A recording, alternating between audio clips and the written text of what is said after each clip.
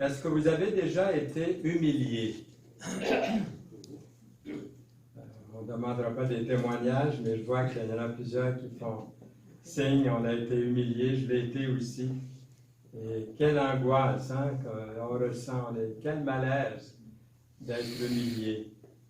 Et je pense que souvent, lorsqu'on est humilié en tant qu'enfant de Dieu, en tant que chrétien, c'est une attaque de l'ennemi de notre âme qui va se servir de cette humiliation pour nous fermer la bouche, de ne plus témoigner ou de ne pas vivre, de s'éloigner même des autres chrétiens, de la parole de l'Église. On a été humiliés. Satan travaille sur cette ligne-là aussi. C'est ce qui arrive ici à celui qui s'appelle chrétien dans notre récit.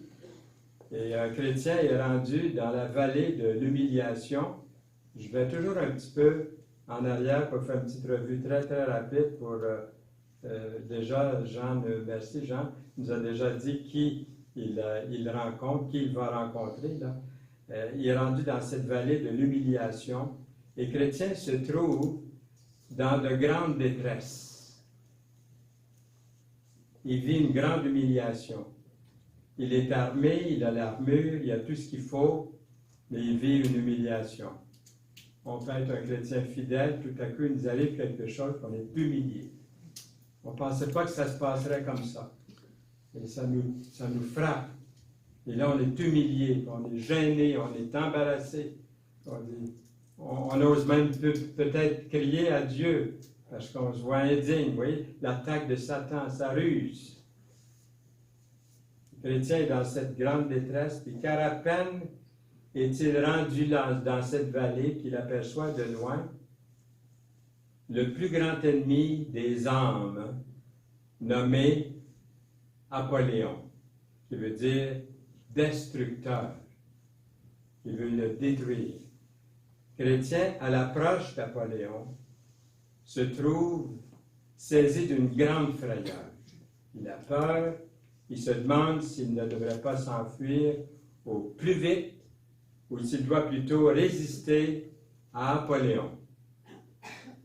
Puis en réfléchissant rapidement, puisque Apollyon fonce sur lui, vu que son dos à Chrétien n'est pas couvert par son armure, il n'a pas d'armure dans le dos, seulement en avant.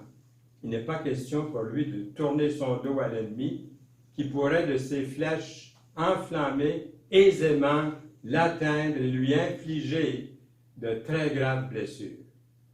Le chrétien prend la résolution d'attendre là où il est, d'attendre son ennemi de pied ferme. Le chrétien se dit en lui-même, s'il s'agit de ma vie, ainsi la meilleure chose à faire pour moi est de faire face à l'ennemi et puisqu'il le faut, de combattre courageusement. Souvenez-vous de ces premiers jours où, après avoir été éclairé, vous avez soutenu un grand combat au milieu des souffrances. Hébreux 10, 32. Est-ce que vous vous rappelez des premiers jours de votre conversion? Est-ce que ça a été difficile quelquefois de faire face à la famille ou aux amis, de dire que vous êtes enfant de Dieu, vous êtes né de nouveau, que vous suivez la parole? Vous avez subi peut-être des insultes, des froids qui se sont créés. Vous avez peut-être été humilié à ce moment-là aussi. La recommandation que je t'adresse, Timothée, dit l'apôtre Paul à Timothée, mon enfant, selon les prophéties faites précédemment à ton sujet, c'est que d'après elles, tu combattes le bon combat. On n'est pas à rien faire quand l'ennemi nous attaque. Il y a un combat. Il y a une lutte qui s'engage. 1 Timothée 1,18. Ça n'a pas été long qu'Apollon rejoint Chrétien. Apollon est un monstre épouvantable, couvert d'écailles brillantes, ce qui désigne en réalité son orgueil. Il a les ailes d'un dragon, les pieds d'un ours, puis de son ventre sort du feu et de la fumée, et sa gueule est semblable à celle d'un lion. Aujourd'hui, Satan ne se cache plus, il se présente à peu près exactement comme ça, en public, dans bien des spectacles dans le monde aujourd'hui, dans les grandes salles, dans les grands spectacles, il ne se cache plus. Puis on vient de passer une fête, justement, là. Personne ne s'est caché, là. Les démons sortent. La laideur physique et la férocité animale représentent l'abomination spirituelle du destructeur, Satan, Apollyon.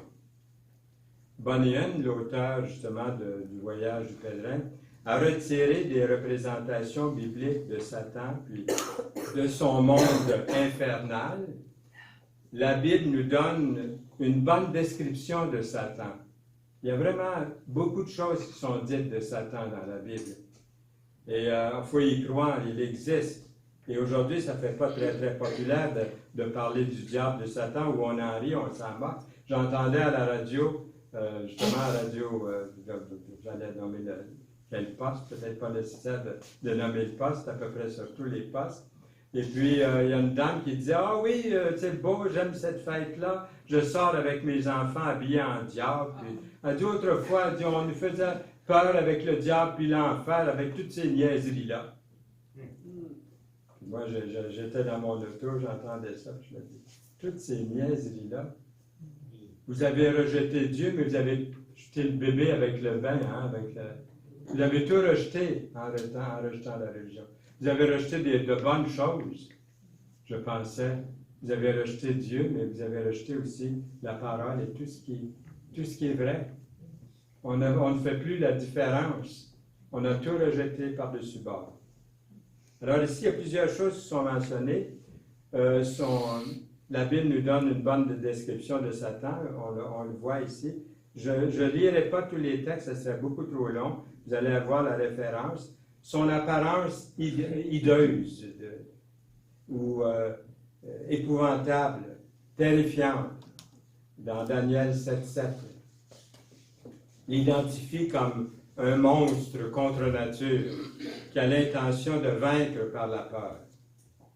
Ses écailles, ressemblant à des poissons, révèlent une défense qui ne se laisse pas facilement pénétrer, dans Job 41, les versets 15 à 17.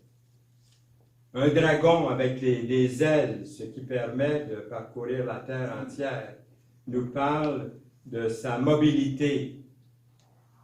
Dieu est partout, mais lui, il se promène partout, à la vitesse de l'éclair, de la pensée, Apocalypse 12, les versets 3 à 17.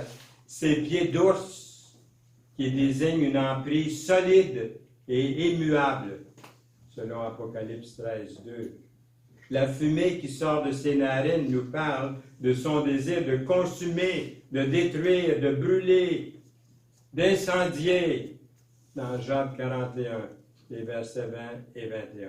Sa gueule, comme une gueule de lion, nous décrit son appétit sauvage et dévorant, qui n'est jamais satisfait ou rassasié, Apocalypse 13, 2.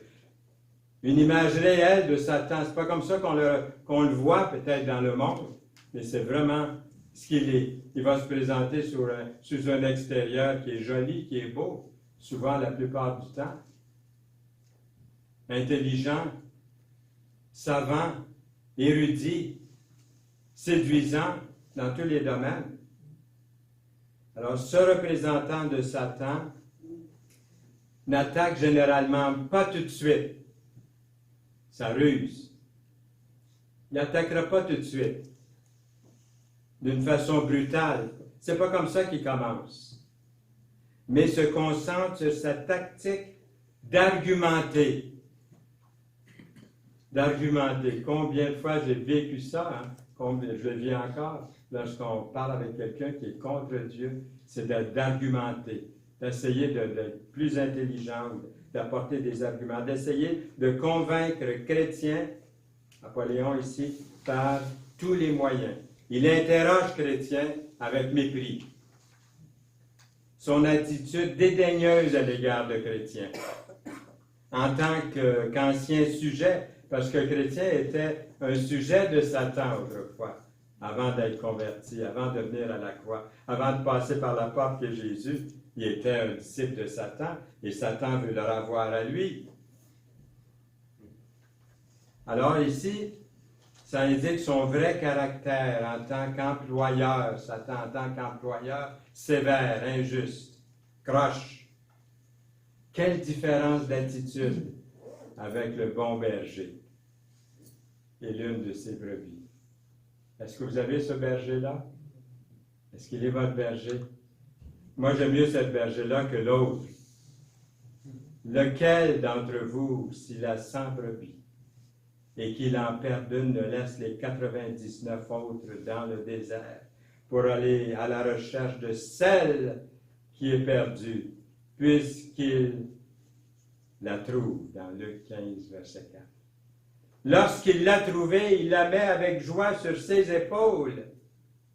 Et de retour à la maison, il appelle ses amis et ses voisins et leur dit, « Réjouissez-vous avec moi, car j'ai trouvé ma brebis qui était perdue. » Est-ce qu'il y en a ici qui se reconnaissent, qui étaient perdus, qui ont été retrouvés par le bon berger?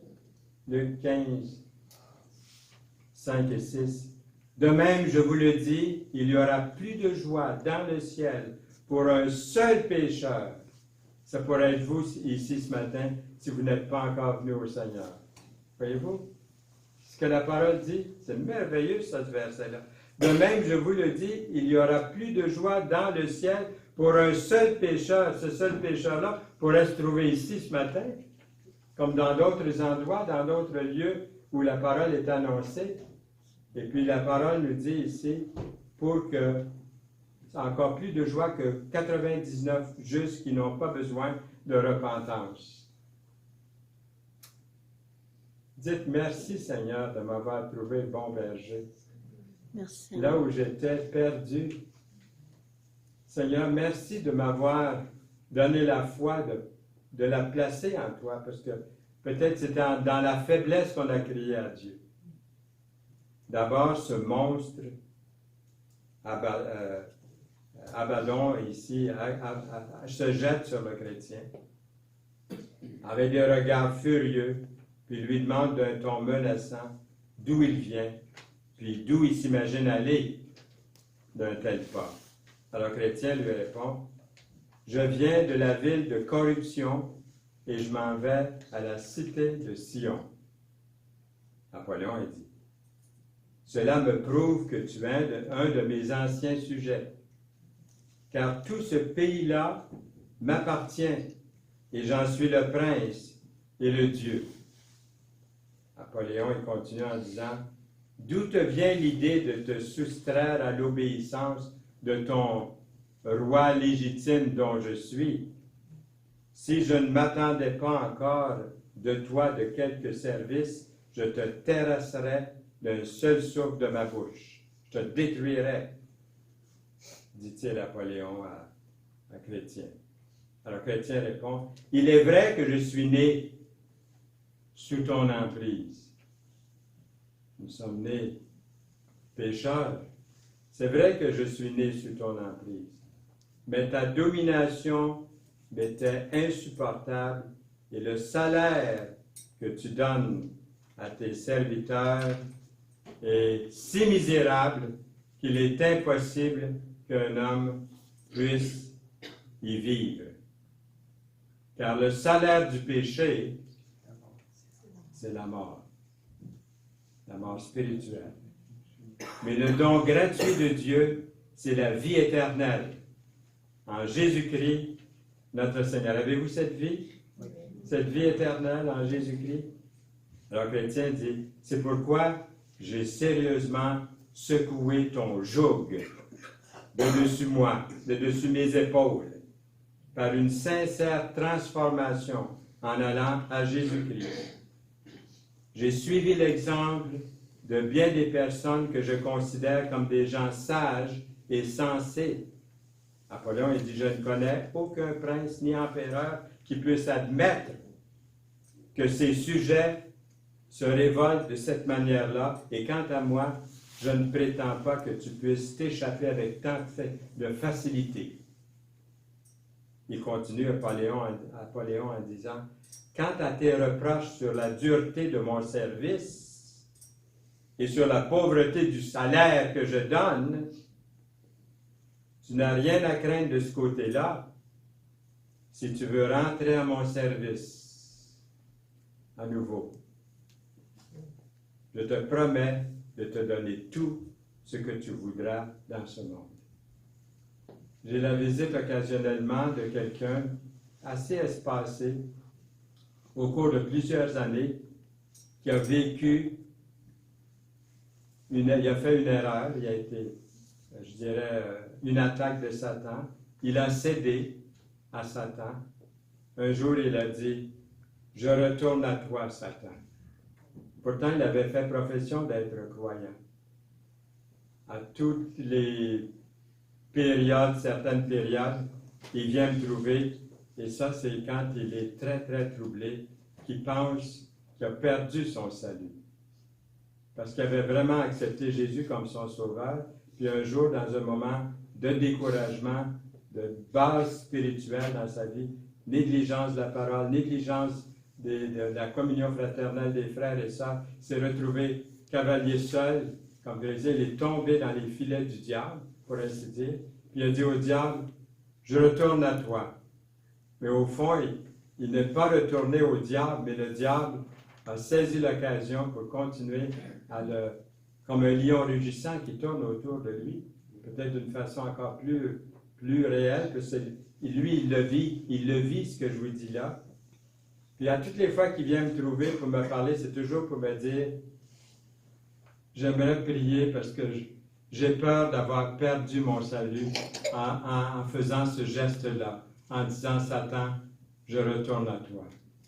Alors je dois prier avec lui, je dois le rassurer, reprendre la parole, puis même le conduire au Christ à nouveau, si ce n'est pas déjà fait, pour qu'il puisse vraiment ouvrir son cœur au Seigneur. Mais vous voyez, ce geste est sérieux. On ne joue pas avec ce lion rugissant qui rôde autour de nous. Ne lui donnons pas la chance, l'occasion. Comme ici, Satan est en train, ou Apollon est en train d'agir, c'est de cette façon qu'il est en train d'agir avec Chrétien.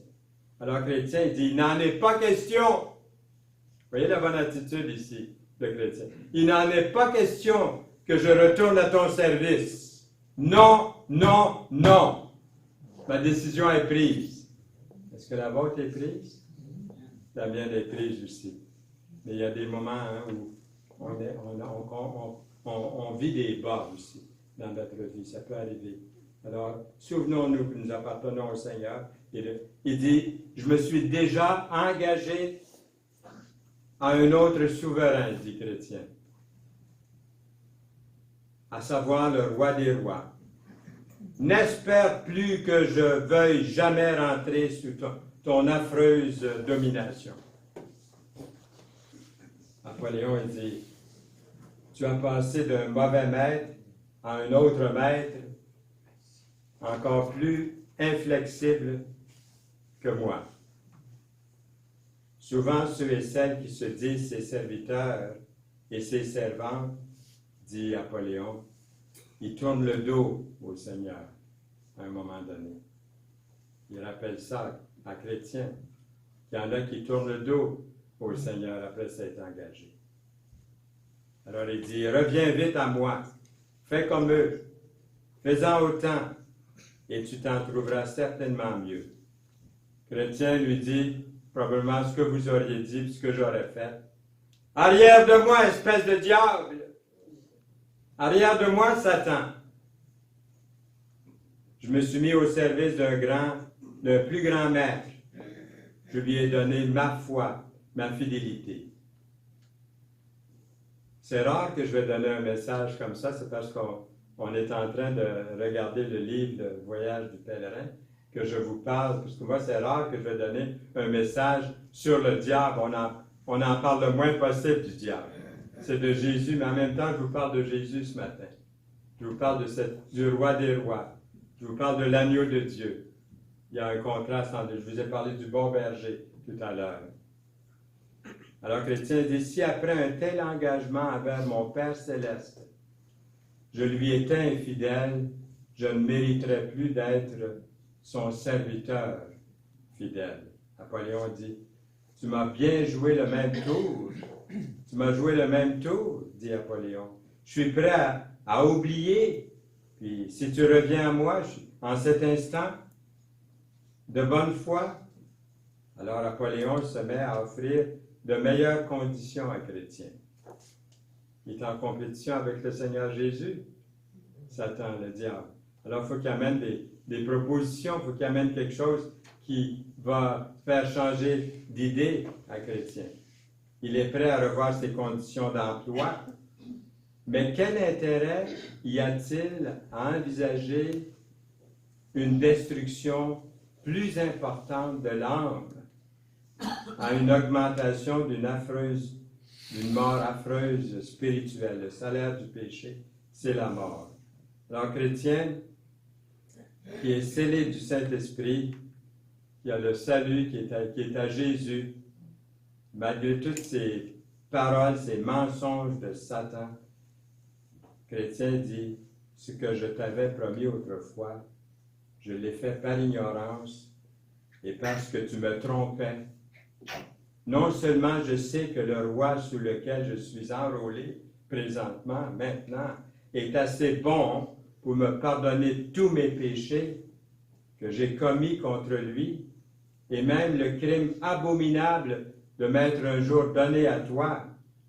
Mais sache, ô destructeur, qu'aujourd'hui, j'aime mieux dire franchement la vérité, me soumettre à la volonté de Dieu. Sa compagnie vaut incomparablement mieux que tout ce que tu peux m'offrir.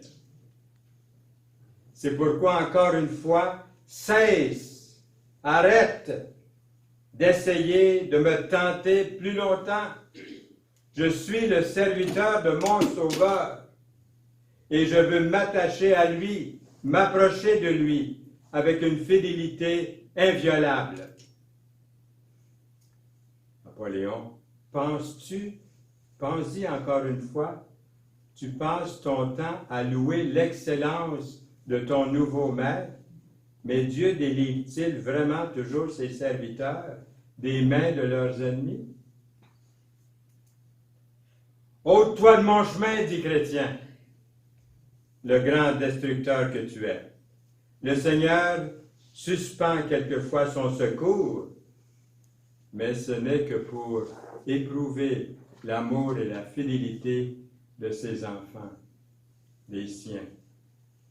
Même la mort par le martyre devient une mort des plus glorieuses, car on ne se met pas en peine d'une délivrance temporelle. On a devant les yeux la gloire qui nous est destinée. Apollyon dit, tu as déjà été infidèle à son service. Tu l'as été infidèle à son service déjà, depuis que tu es parti en voyage. Comment oses-tu te vanter de recevoir de lui quelque récompense que ce soit? Eh bien, destructeur, ai-je été infidèle? Oui, dès le commencement du voyage, tu t'es fatigué. Souviens-toi que tu es tombé dans le bourbier du découragement. Hein? T'en souviens-tu? Et puis, tu as manqué d'être étouffé dans ce bourbier de découragement. Tu t'es ensuite, souviens-toi, tu t'es ensuite engagé dans un chemin où tu as perdu ce que tu devais garder comme la chose la plus précieuse. Tu as perdu ton parchemin. Te souviens-tu de ça, que tu t'es endormi en route, que tu l'as perdu? Vous voyez, les accusations viennent. Il continue en disant, tu as eu la pensée de rebrousser chemin aussi.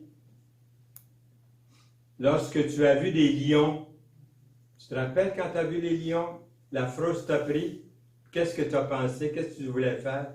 Tu voulais prendre tes pattes et courir. Enfin, dans tous tes discours et dans toutes tes actions, avoue que tu aspires secrètement à ta propre gloire personnelle. Est-ce que c'est ça, lui être fidèle, d'être fidèle à ton nouveau maître? Chrétien dit, tout ce que tu dis est vrai, malheureusement, puis il y a bien d'autres choses encore que tu ne dis pas.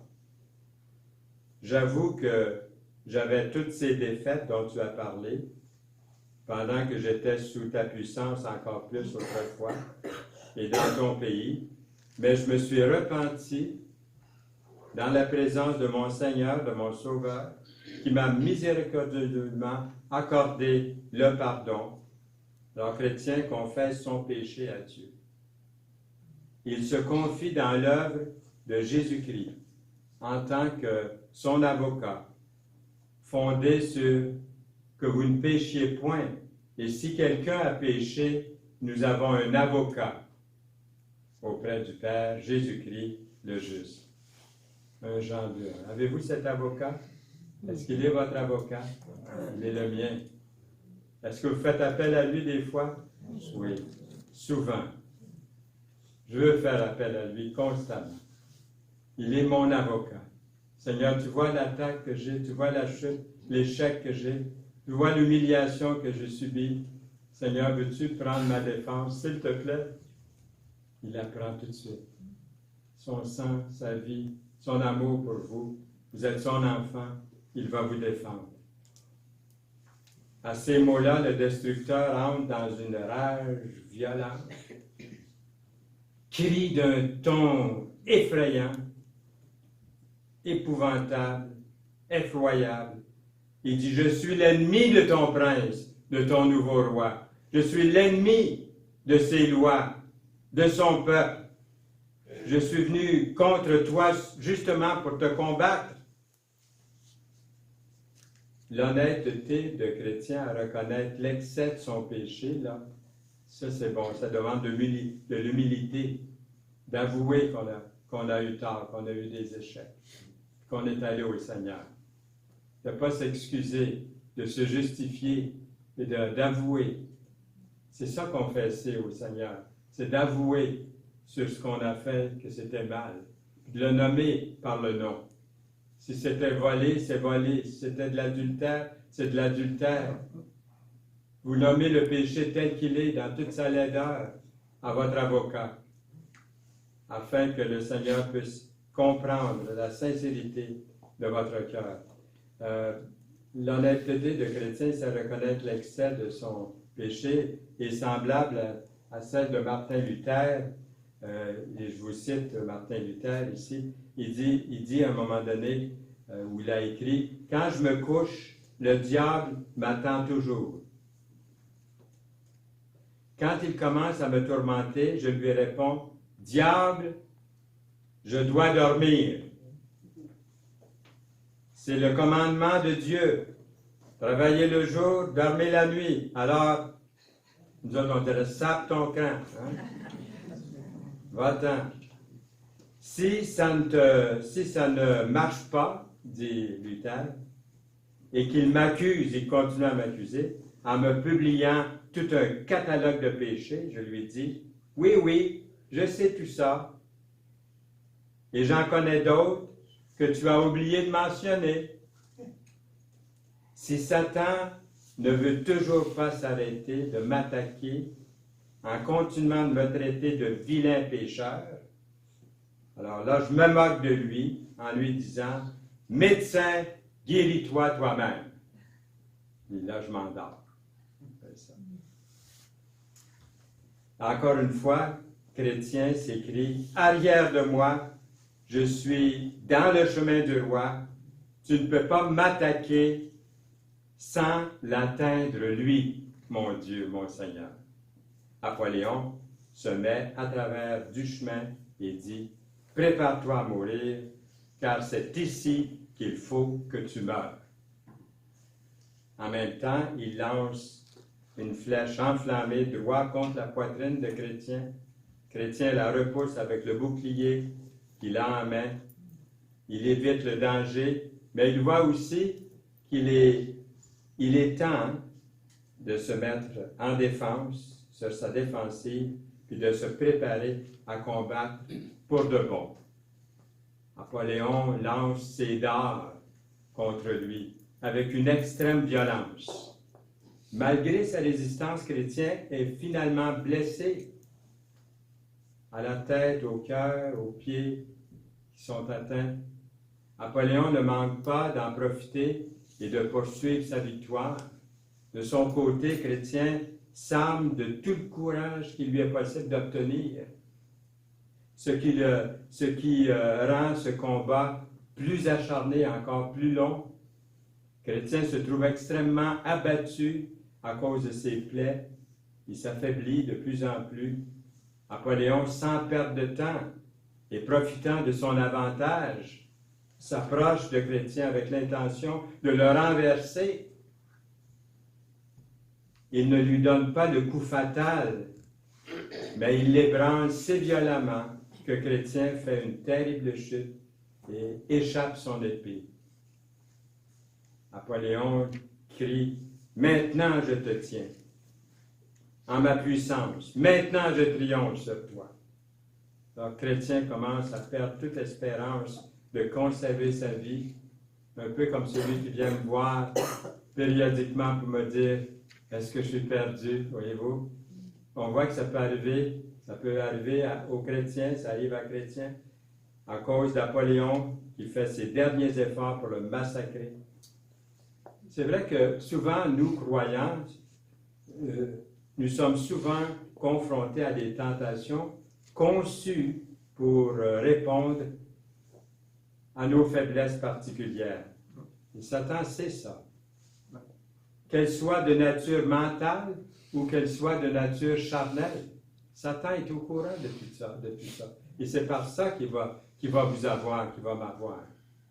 Considérez en effet celui qui a supporté contre sa personne une telle opposition de la part des pécheurs, afin que vous ne vous lassiez point l'âme découragée. Hébreux 12, 3.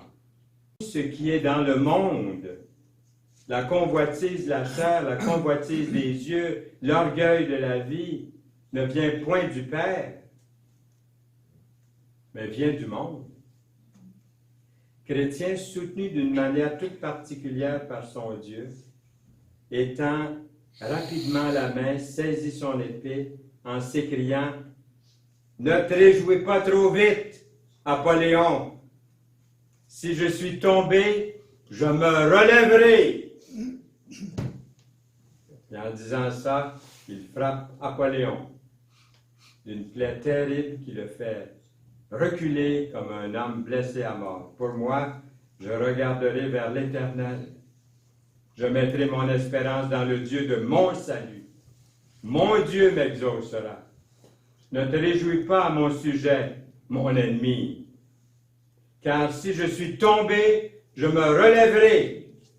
Si je suis assise dans les ténèbres, l'Éternel sera ma lumière. Michée 7, versets 7 et 8. Aussitôt Apollyon, étend ses ailes de dragon, s'envole au loin de sorte que Chrétien ne le reverra plus. Alors, voyant qu'il a triomphé de son ennemi, Apollyon, son ennemi Apollyon le destructeur, Chrétien s'écrie « Mais dans toutes ces choses, nous sommes plus que vainqueurs par celui qui nous a aimés. » Romains 8, 37.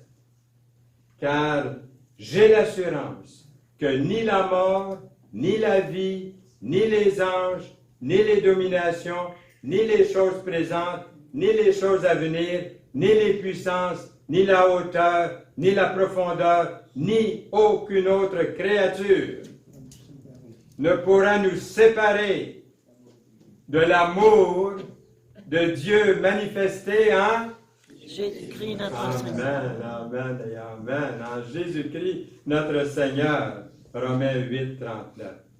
Chrétien commence à faire éclater sa joie en élevant les yeux, les mains vers le ciel pour marquer sa reconnaissance et chanter le cantique. Et là, je ne connais pas encore une fois l'air de ce cantique. Peut-être qu'il y en a qui disent aussi bien comme ça, que tu nous lises seulement les paroles. Et puis vous allez être sûrement édifiés par ces paroles. Béelzébul, il se met à chanter ça. Peut-être qu'il y a quelqu'un qui connaît le cantique, je ne sais pas. Béelzébul, ce roi de la troupe infernale, avait lâché sur moi un de ses chefs ardents. Ce dragon animé de fureur sans égale venait fondre sur moi sans perdre de temps. En vain, par ses discours, il tenta ma constance. Dans un pareil combat, il faut vaincre ou mourir. Mais j'allais succomber malgré ma résistance si mon roi n'eût été prompt à me secourir. Oui, l'archange Michel, veillant sur ma défense d'un glaive à 2 tranchants, arma ma faible main. Mais par son puissant secours, j'obtins ma délivrance. Je blessai le dragon qui s'envola soudain. Béni soit à jamais l'auteur de ma victoire, mon cher Emmanuel, mon divin protecteur. Donne-moi désormais de vivre pour ta gloire, toi qui dans ce combat fus mon libérateur. Alors j'aperçois une main qui donne à Chrétien quelques feuilles de l'arbre de vie pour les appliquer sur ses plaies, et elles sont aussitôt guéries, spirituellement parlant. Là. Hein? Il est spirituellement guéri. Chrétien s'assit un moment pour prendre quelques nourritures. Vous vous souvenez, il avait reçu de la nourriture en partant du palais de beauté. On lui avait donné quelque chose à manger. Avant de partir, il reprend des forces, il se remet en chemin, il tient continuellement son épée à la main. Tenez votre épée à la main. C'est quoi l'épée? La parole. La parole. Tenez la parole à la main. Et elle est toujours avec vous. Il se dit, je ne sais pas quel ennemi je pourrais encore rencontrer, parce qu'il va en rencontrer. Je vous le dis d'avance, il va en rencontrer encore, oui. Il passe tranquillement la vallée sans recevoir aucune attaque, ni Apollyon, ni aucun autre ennemi. Mais au bout de cette vallée-là, au bout de la vallée qu'il vient de quitter, il y en a une autre qui est appelée la vallée de l'ombre de la mort. Oh! Et il est nécessaire que Chrétien la traverse, car le chemin de la cité céleste est dans cette direction-là. Malheureusement, d'autres grandes épreuves s'annoncent pour le chrétien. Quand je marche dans la vallée de l'ombre de la mort, je ne crains aucun mal, car tu es avec moi. Ta houlette et ton bâton me rassurent. Psaume 23, 4. Cette vallée est un lieu solitaire et le prophète Jérémie la dépeint comme un lieu désert, un pays de brousse montagneux, un pays sec dans l'ombre de la mort. Jérémie 2, 6. Ils n'ont pas dit où est l'Éternel qui nous a fait monter du pays d'Égypte, qui nous a conduits dans le désert, dans une terre aride et pleine de fosses, dans une terre où règne la sécheresse et l'ombre de la mort, dans une terre par où personne ne passe et où n'habite aucun homme. À l'entrée de cette vallée, Chrétien rencontre 2 hommes, enfants de ceux qui critiquèrent autrefois le bon pays de Canaan, qui rebroussent chemin à grande vitesse. Et ils décrièrent devant les enfants d'Israël le pays qu'ils avaient exploré. La même situation s'est produite ici dans Nombre 13, 32. Ils dirent le pays que nous avons parcouru pour l'explorer. Vous vous souvenez de cette histoire dans l'Ancien Testament, dans le pays de Canaan. Ils sont revenus, ces gens-là, ces témoins, en disant « C'est un pays qui dévore ses habitants. Tous ceux que nous y avons vus sont des hommes de haute taille. Et nous y avons vu les géants enfants d'Anak, de la race des géants. Nous étions au leur comme des sauterelles dans Nombre 13, 33. » Alors Chrétien dit, où est-ce que vous allez par ce train-là? Où est-ce que vous allez? Où allez-vous? Alors les deux hommes disent chrétiens, retournez vite sur vos pas si vous pensez que votre vie a encore de la valeur. Rebroussez chemin vite. Alors chrétien dit, pourquoi? Pourquoi? Qu'est-ce qui se passe? Là, les deux hommes disent, qu'est-ce qui se passe? Nous sommes allés aussi loin qu'il est possible d'aller dans le chemin où vous voulez aller vous-même, là, mais nous avons manqué d'y laisser notre vie, notre peau. Alors le chrétien dit, qu'est-ce qui vous est donc arrivé? Le temps est terminé, on va le savoir la prochaine fois. Amen à ce message. Amen.